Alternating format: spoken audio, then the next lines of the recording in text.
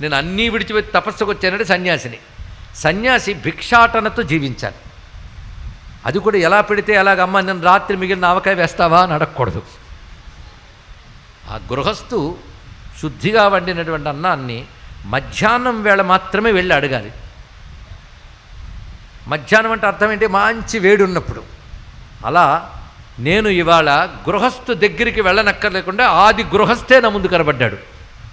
సన్యాసిని నేను అడుగుతున్నా, ఇదే మధ్యాహ్న సమయం అన్నాడు. అప్పుడు మధ్యాహ్నమా? మధ్యాహ్నం అంటే అర్థం ఏంటంటే తపక్కుతపవేళ అన్నాడు. తపస్సు అంటేనే తప్పించిపోవడం. తప్పించిపోయిన తపస్సు చేసేనే ఇదే సరి అయిన సమయం. అంటే భగవంతుడు రేపిస్తావా ఎల్లుండిస్తావా కాదు, ఇప్పుడే ఇవ్వాలని అడగాలండి ఆయనకి.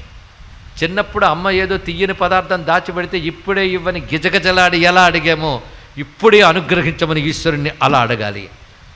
అలా అడిగాడు ఈయన. తపక్కుతపవేళ కనుగొనగలిగే కనుక సన్యాసిని నేను ఆది గృహస్థువైన నేను చూశాను. ఎందుకంటే నీకంటే గృహస్థు ఎవడు ఉంటాడయ్యా? అద్భుతమైన కుటుంబం నీది. అందుకే నిన్ను అడుగుతున్నాను. పైగా పాత్ర కూడా తెచ్చాను. ఈ పాత్ర ఏమిటంటే హృదయం వను పాత్రిక తెచ్చాను. దీనిలో నువ్వే పెట్టగలిగిన భోజనం ఉంది. బ్రహ్మ విద్య ఉదన భిక్ష, బ్రహ్మజ్ఞానం అనే భిక్ష పెట్టవయ్యా నా హృదయం అనే పాత్రలో. ఇది పెట్టేవనుకో పునరయాచిత వృత్తి సుఖింతునీశ్వర, మళ్ళీ ఇంకోటి దగ్గర అడుక్కోను. ఇది గొప్ప మాట అండి.